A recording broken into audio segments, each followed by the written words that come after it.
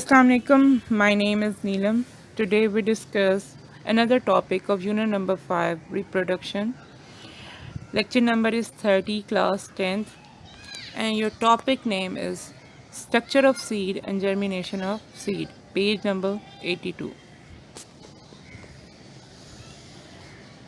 First we discuss the development and structure of seed.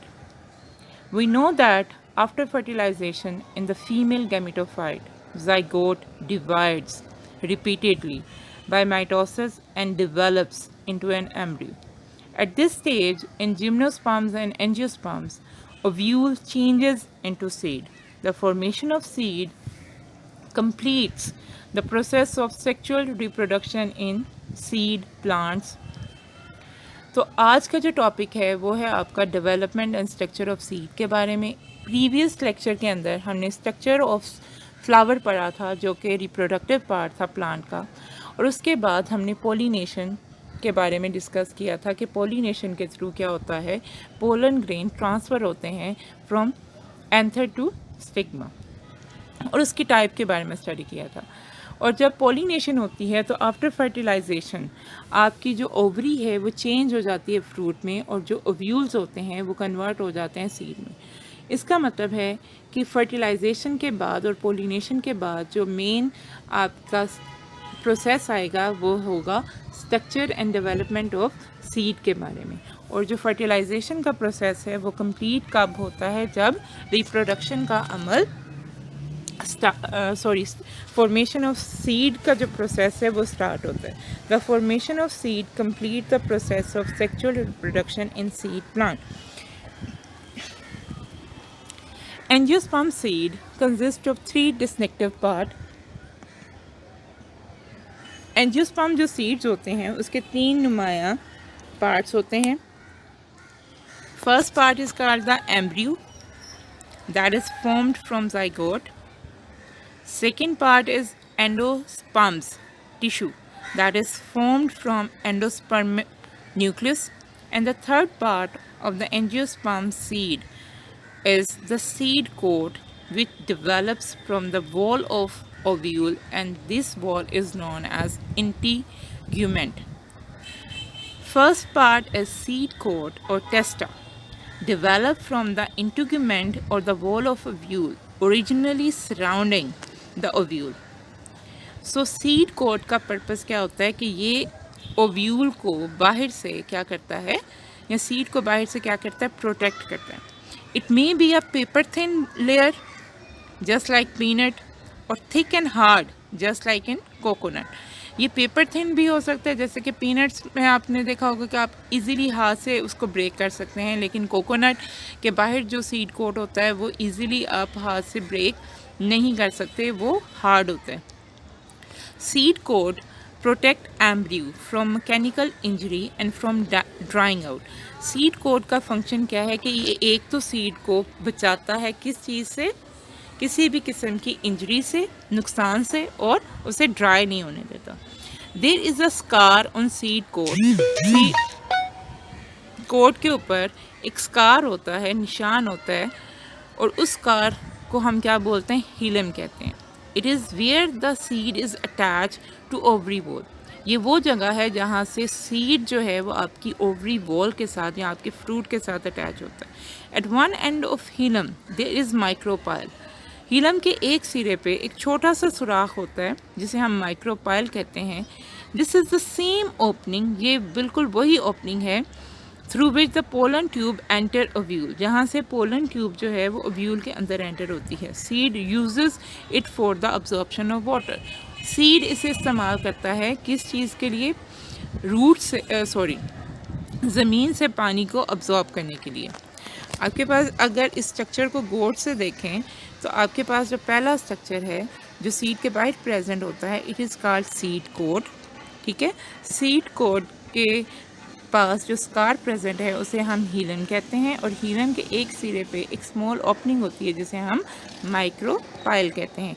ये structure जो थे ये दोनों कहाँ पे प्रेजेंट हैं, हम हीलम और माइक्रोपाइल सीड कोट में प्रेजेंट हैं। सीड कोट सीड को या एम्ब्रियो को क्या करता है, प्रोटेक्ट करता है। Embryo is the second part of the angiosperm seed. Embryo is actually an immature plant. It consists of a radicle, a plumule, and one or two cotyledon. That is also known as seed leaves. The radicle of the embryo develop into new root while the plumule develop into new shoot. तो radical जो है वो आपका क्या बनाता है, वो root develop करता है, जो कि प्लूम्यूल है वो आपकी स्टेम डेवलप करता है. The embryonic stem above the point of attachment of cotyledon is called epicotyle. The embryonic stem below the point of attachment is called hypocotyle. तो यहाँ पे एपिकोटाइल और हाइपोकोटाइल के बारे में भी आपने स्टडी किया कि जहाँ से कोटिलीडन एम्ब्रियोनिक स्टेम से अबव पॉइंट से अगर अटैच है तो वो क्या होगा, एपिकोटाइल होगा, और अगर वो below the point embryonic stem से बिलो अटैच है तो वो क्या होगा, hypocotyl. Within seed there is a store of nutrients for the seedling that will grow from embryo. इसके अलावा तीसरी जो चीज़ प्रेजेंट है आपके सीड के अंदर वो एंडोस्पर्म्स टिश्यूज़ प्रेजेंट हैं that are actually the store of nutrients. In angiosperm, the stored food is derived from the endosperm's tissue. This tissue is rich in oil or starch and protein. In many seeds, the food of the endosperms is absorbed and stored by cotyledon. If you look at the side information, the form of the stored nutrient in seed vary depending on the kind of plant. अब हमने कहा कि जो endosperms के अंदर stored nutrients होते हैं वो ऑयल भी हो सकता है, स्टार्च भी हो सकती है और प्रोटीन भी हो सकते हैं. इसका मतलब है कि ये जो न्यूट्रिएंट्स हैं ये डिपेंड करते हैं काइंड ऑफ दी प्लांट के ऊपर. इसी तरह आपकी फर्स्ट स्लाइड में भी एक साइड इन्फॉर्मेशन थी, अगर आप इसे गौर से देखें. The evolution of seed has been proven as an important step in the success and spread of flowering plant as compare to the seedless plant like mosses and ferns. Next topic is germination of seed. कि जब seed develop करता है तो develop होने के बाद ये किस तरह जर्मिनेट करेगा, ग्रो करेगा और एक नया प्लांट जो है, एक नया पौधा जो है वो उगेगा. For the germination of seed there must arrive at a suitable location. तो सबसे पहले क्या होना चाहिए, उसके लिए सूटेबल लोकेशन हो and be there at a time favourable for germination and growth. और उस सीड की फेवरेबल जो है वो क्या हो, टाइमिंग हो. एक तो लोकेशन प्रॉपर हो और सेकेंडली उसका टाइम प्रॉपर हो ताकि वो प्रॉपरली क्या कर सके, ग्रो कर सके. Seed germination is a process by which a seed embryo develop into a seedling. During germination embryo soak up water which causes it to swell. सबसे पहले क्या होगा कि आप सीड को ज़मीन में क्या करेंगे, दबा देंगे. उसके बाद सीड जो है वो क्या करेगा, पानी अब्जॉर्ब करेगा और पानी अब्जॉर्ब करके स्वेल हो जाएगा, फूल जाएगा और उसका जो सीड कोट है वो स्प्लिट हो जाएगा, टूट जाएगा, फट जाएगा. Root is the first structure that emerges from the radicle present in seed. सबसे पहला जो स्ट्रक्चर वहाँ से ग्रो करेगा वो इसकी रूट होगी. It grows rapidly and absorb water and nutrient from soil. ये रैपिडली ग्रो करेगी और पानी और न्यूट्रिएंट को सॉइल से अब्जॉर्ब करेगी. In the next phase, plumule develop into tiny shoot which elongate and come out of soil. इसके बाद इसकी शूट ग्रो करेगी और वो क्या करेगी, ज़मीन से अबव द ग्राउंड जो है वो ग्रो करना शुरू करेगी. On the basis of the elongation of hypocotyl and epicotyl. ये भी आपने इसी टॉपिक में पढ़ा एपिकोटाइल और हाइपोकोटाइल के बारे में कि कोटिलीडन अगर एम्ब्रियोनिक स्टेम से अबव अटैच है तो वो एपिकोटाइल है, अगर वो बिलो अटैच है तो वो हाइपोकोटाइल है. अब डिपेंड करेगा कि एपिकोटाइल और हाइपोकोटाइल की इलोंगेशन की बेस पे दो तरह की जर्मिनेशन होती है.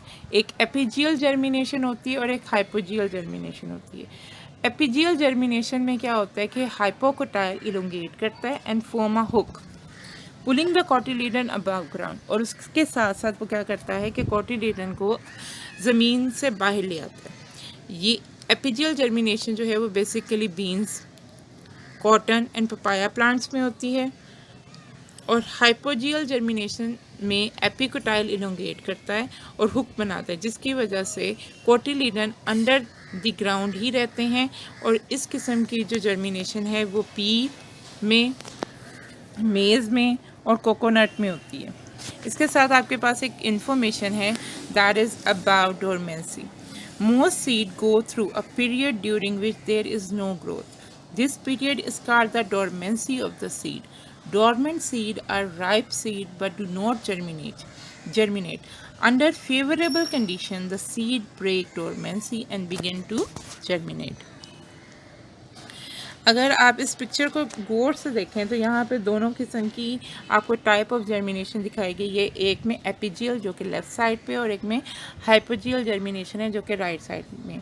एपिजियल जर्मिनेशन में अगर आप देखें तो हाइपोकोटाइल इलोंगेट हुआ, उसने हुक बनाई और हुक के साथ वो कॉटिलीडन जो है वो अबव द ग्राउंड आ गए। इसके साथ अगर आप हाइपोजियल जर्मिनेशन को देखें तो इसमें क्या हुआ, एपिकोटाइल इलोंगेट हुआ और उसकी वजह से क्या हुआ, हाइपोकोटाइल तो इलोंगेट नहीं हुआ, जिसकी वजह से कॉटिलीडन रिमेन अंडरग्राउंड है। और आपकी ये जो जर्मिनेशन थी वो हमने बात की किस में होती है, पी, मेज़ एंड कोकोनट में। Next is the condition for seed germination, कि सीड को ग्रो करने के लिए किन चीज़ों की ज़रूरत होती है।